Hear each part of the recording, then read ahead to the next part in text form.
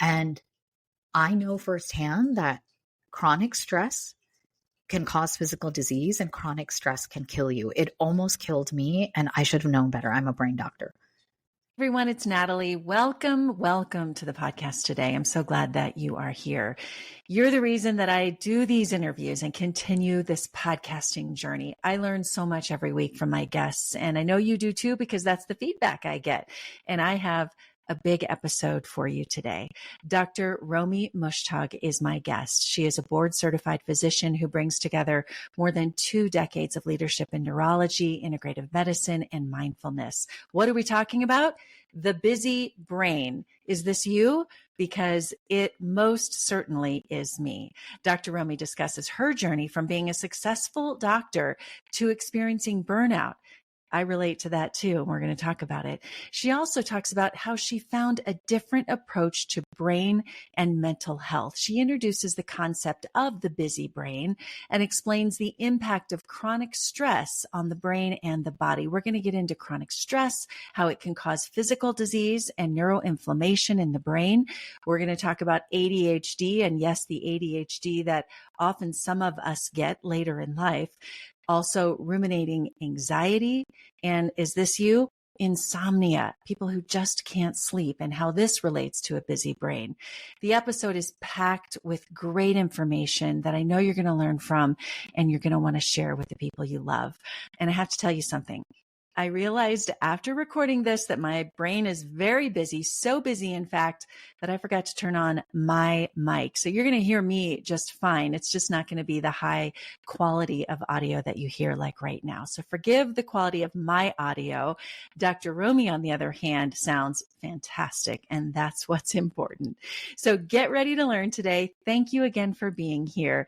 Let's get to the interview with Dr. Romie Mushtag. I'm Natalie Tysdal, a journalist who decided enough is enough. I left a career that looked glamorous to do what I was scared of doing, going out on my own. I'm a married working mom of 3. On this podcast, we're going to talk about issues that really matter. Why am I not sleeping? What's up with that diet everyone's talking about? Are my kids falling behind? How do I leave that job and start over? Welcome to the Natalie Tysdal podcast. I'm so glad you're here. Dr. Romie, thank you for joining. Weeks, actually months, I have looked forward to this conversation. Same, sister, same. When I saw that a like-minded sister who really understands digging deep in healthcare and your journalism background, I knew we would have what I in my world call Dr. Romie Real Talk. So good. Let's have one of those. And we have more in common than I think you even know, because somewhere in my bio, maybe I spoke about this, but the burnout and the career you thought you were going to have isn't now where you ended up. And you spent a lot of time as a doctor. So before we get into the busy brain and all of that, let's talk about how you got there. Give us your backgrounds.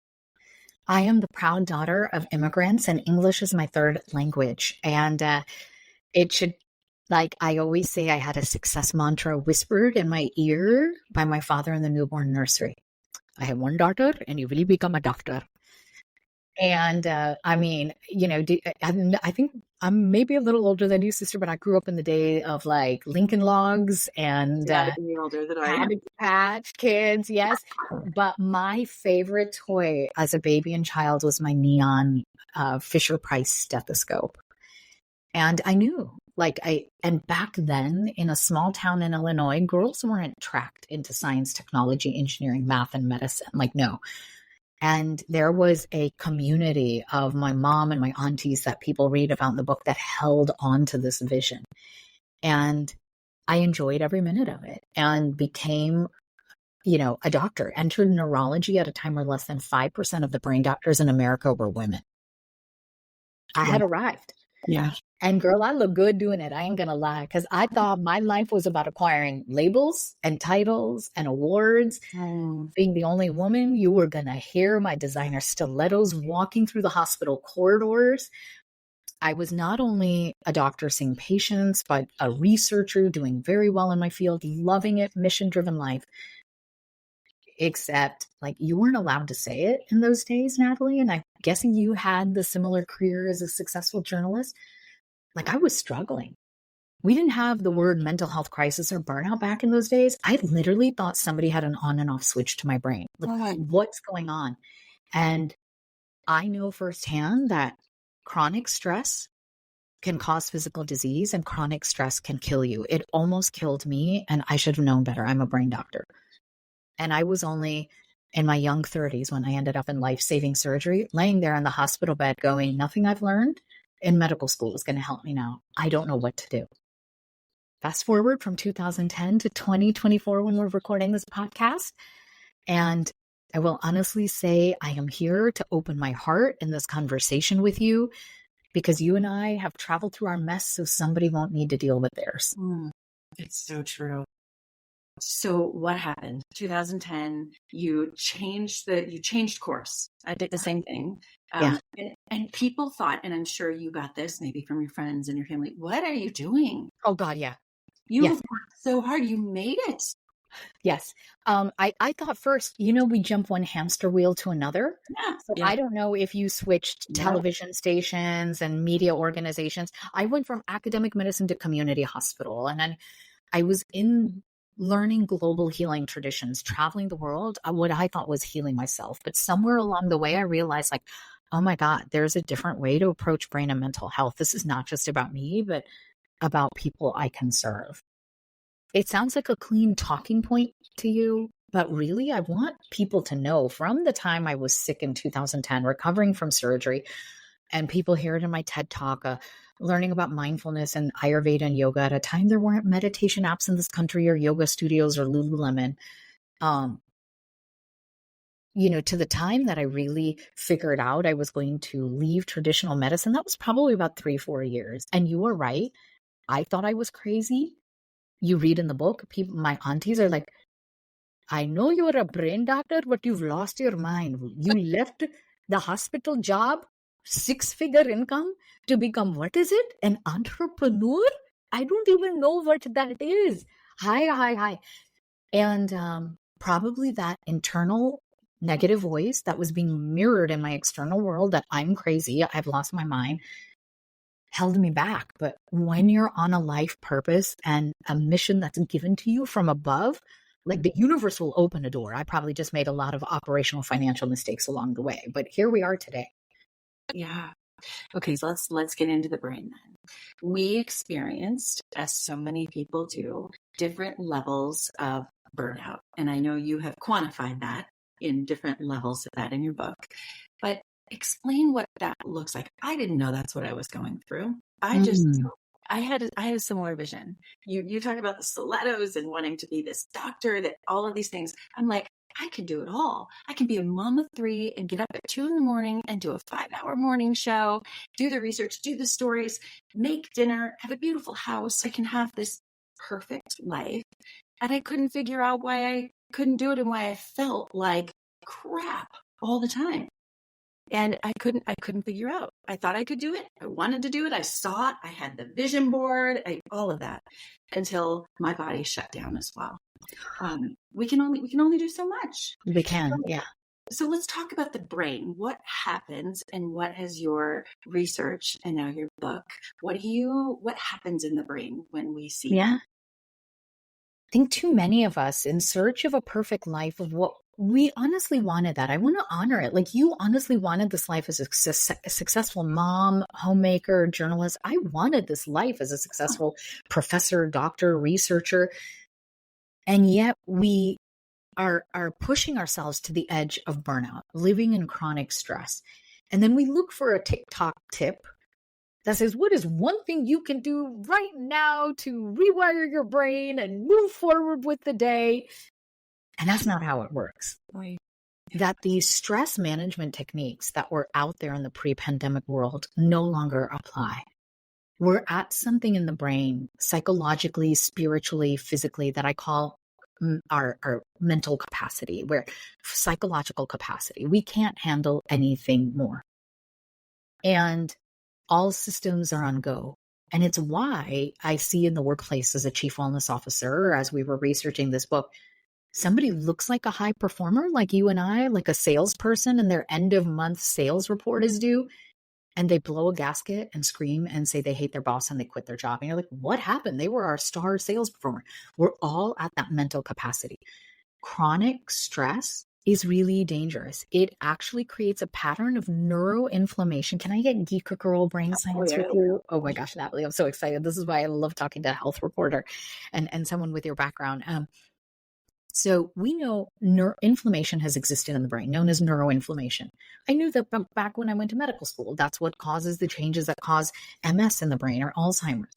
But in the last 8 years, scientists have uncovered that just living under chronic stress alone, not having the genes for Parkinson's or MS or Alzheimer's, just the stress alone will cause a pattern of neuroinflammation in the brain. It elevates something known as your interleukin-1 and other free radicals that specifically damages your airport traffic control of the brain, known as your hypothalamus, that controls your circadian rhythm. So I call it the airport traffic control tower of the brain because I live in Orlando, Florida. So Orlando, Florida's airport is connected to most major cities in America. People come for theme parks and many countries around the world. If there's a thunderstorm here and we have to shut down the airport traffic control tower, no flights can take off or land. But it's not just an Orlando problem. Now within seconds, flights are delayed or canceled in New York, in LA, in Hong Kong, in London. It's a global effect. That's exactly what the hypothalamus of the brain does. It is connected to the rest of your brain. So all of a sudden, chronic stress and something tips it over the edge, your cognition, your mood is off, but it's also connected to every other system in your body, digestion, hormones, your joints, your immune system. And that's what chronic stress is doing to us. And I researched a particular pattern that I uncovered that's been happening in high achieving professionals, just like you and I, called the busy brain. And that's where we are today. These were the people like you and I who would say, I'm eating clean, I exercise, I'm living the life that was on my vision board. Why am I still struggling? Yeah. Okay, this is for Seeking Health. Are you looking for ways to stay energized, healthy, and help your family stay healthy? I've started taking supplements from Seeking Health, and it has changed the game for me. I no longer worry that my family is getting enough of the vitamins we need, and I know the quality of what we're taking is top-notch. I take an immunity support supplement, magnesium, and several others, including electrolytes, to stay hydrated. So many people ask me about these supplements that I've made it really easy for you to find right on my website, natalietysdal.com/favorites. Also, bonus, I have a coupon code to help you save 10% on your order. You will find that coupon code on the website as well. Go to natalietysdal.com/favorites. Click on Seeking Health. I may earn a small commission if you purchase there, but that's just to help my small business grow, the website and the podcast, to keep this news and good interviews coming your way. Again, natalietysdal.com/favorites and click on Seeking Health. Yeah. Okay. So the whole book is about this, and I encourage people, put the link in the show notes, and encourage people to buy it, read it, learn from it. But give us some ideas here today. Oh, completely. I'm going to walk you through the whole protocol and in the brief time we have. What should we do? So I still, and I will fully admit that it's been 3 years, 2 years since I left that crazy busy lifestyle. I still find myself taking on more. Like, I think I was trained in the news business and probably as a doctor, and many people relate to this. Like, I thrive under stress. I do better. My performance is better when I stress. I don't know why. When I have too much time, I'll just get to that tomorrow. But when I've got a deadline, oh boy, I have amazing results. So that's the acute stress, right? And we've trained our ways to procrastinate or perfectionism, whatever it is that, and the human nature is, I need a deadline. Like, I may not make the bed, but if I know someone's coming over and they may see the bedroom, I'm going to make the bed, right? We need some kind of psychological motivation to get something done, right? And so that's acute stress, but the chronic stress is the issue that I want to talk about. So I talk about this is you can break the stress success cycle. You and I can want success. You and I both serve that audience, success-driven professionals, unapologetic. I want you to succeed in all facets of life. But what if we said you don't have to work to the edge of stress and burnout to do it? What I'm actually hearing you need, Natalie, is a full life of things to do and purpose, hope and goals that are in different buckets in your life, in different professional areas as a creative entrepreneur you are, and for your family life. That's normal. So I want to normalize that. And so for people who say, I don't want to be bored. I don't want to not have goals. And that's what I'm hearing you say. It's have a busy brain to have goals. No, you don't have to have a busy brain. So let's talk about what a busy brain is. You can have goals and achieve them without stress or a busy brain and say, look, I'm productive and I have time management techniques. So I know I need to prep for this interview for you today because it was on my calendar. That is technically a deadline, right? I can't put it off till next week, and I wasn't going to handle it 3 weeks ago when I had other things going on, right? When we heal a busy brain, we're productive, and I don't have negative emotions with all the interviews I'm doing today and the difficult meetings that I've had to have today. That's the difference. I want to delineate that. I proudly have a full schedule. Could I give you an example of what that means? Yes. My team members, Natalie, will joke with you, but they're kind of serious. I actually don't have one job. I have 4 jobs. I'm a chief wellness officer at Great Wolf Resorts for over 12,000 employees. So I work in the C-suite. 2, I'm a keynote speaker, which is a big part of our revenue and our business. 3, I'm out selling the book and the products and promotions and everything that go on with it. And 4, my philanthropy work. I sit on the national board of directors for the Girl Scouts USA, which is a part-time job. Yes. That you're unpaid for, right?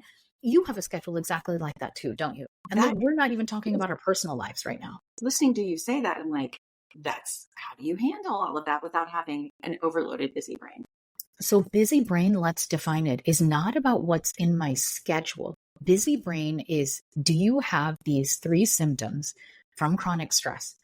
Adult onset ADHD, ruminating anxiety, and insomnia, difficulty falling and staying asleep. So the routine goes like this.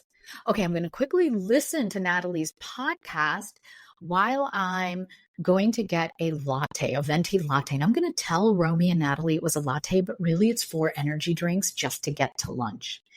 Excessive amounts of caffeine. And when that fails, I went to the doctor and I got Adderall or Vyvanse for performance. But I'm low-key anxious all day long. So I keep eating or I keep taking the caffeine. And then I want to go home and I'm going to stand on self-care and do the 8-step protocol Romie and Natalie talked about tonight. But I need a glass of wine or 4 to take the edge off. And if it's not that, I'm going to take a prescription sedative drug like a sleeping pill or anxiety pill that my doctor gave me. So you're on the stimulant-sedative cycle. And down, and you need a stimulant. And it's a chemical. Yep. To function. And sleep. And I'm not saying all caffeine is bad or all alcohol is bad, but if you're using it to cope and to succeed, then it's not serving you. Yeah. And so that's what a busy brain is. Those 3 things, adult onset ADD, anxiety, and insomnia, and you're stuck on the stimulant sedative cycle. So we're going to break down in a second, ask me questions, the protocol quickly to heal it, and they'll get all the details in the book, but I will tell you the whole process here. Okay. First, before we get to that, how common is it in your research? Yeah. Is it the school teacher, the TV journalist, the doctor, the stay-at-home mom? Is it across the board? And not just women. Every industry, every adult in a post-pandemic world, 17,000 people took the busy brain test, which is for free. We'll put it in your show notes on my website and social media. It's a neuropsychology test that measures how stress is impacting your brain and your body and your performance. And 82% of people scored above a 30, which signals you have various stages of a busy brain. Wow. This is about the ratio when I go give keynote lectures across every industry that we find that about 70 to 80% of people in the audience have this. And by the way, this is also the data the World Health Organization finds out of the mental health crisis. This is what American Psychological Association is saying the rate of stress and burnout is in America. So this number is pretty consistent across multiple entities. Yeah. And okay, so I like to go deep. Yeah, Let's go. We're going to go 30 minutes, but I want to go deep. No, we're going to go deeper. I knew intuitively we were. I got time. I have all the time you need. So here's my big question. Why? My mom didn't struggle from this that I knew of. Is this the hustle culture that we've created of being busy makes you look better in social media, Instagram? Like, why? My dad was a busy small town doctor working incredible hours. But let me tell you what the difference is in today's world compared to when I was raised. For most people, there were clear boundaries between work and going home. And we weren't tethered to digital devices that have actually rewired our brain.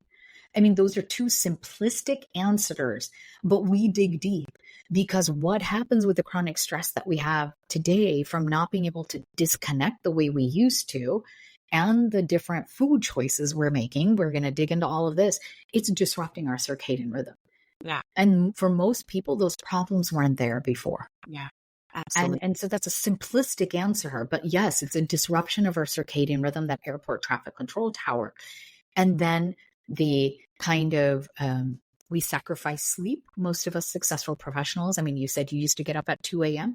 I'll say at least that was a regular time to get up for you, right? For me, being a neurologist and taking care of epilepsy patients, I never knew when I was going to be woken up to go to the emergency room or handle an emergency over the phone, but it was nightly at different hours of the night, right? And so most people don't have a job like being a TV journalist or a doctor, but they're up all through the night, binge watching, getting on TikTok, a notification from the phone wakes them up.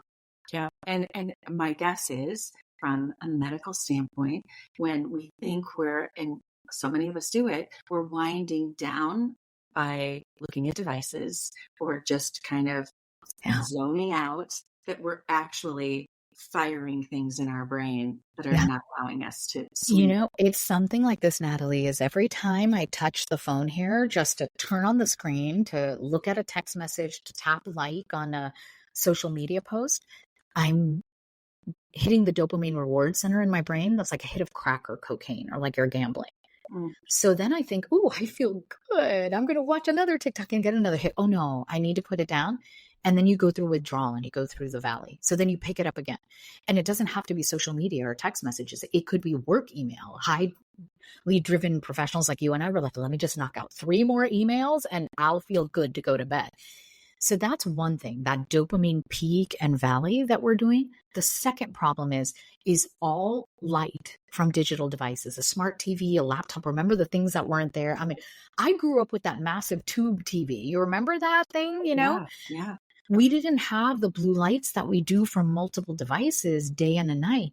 It goes into the back of our eye, goes back to the airport traffic control tower and elevates stress hormone levels. So even if you're watching a movie that's making you laugh or feel good and full of hope, you're still elevating those stress hormone levels late at night, right before bedtime. And it's saying, girl, Romie, Natalie, wake up your brain and start stressing and obsessing again. And you're just going to panic over Romie. You were on with Natalie and you didn't put enough oil in your hair and you got Florida frizz going on for this amazing interview. You've been waiting for weeks and that will hijack my sleep tonight. Yes.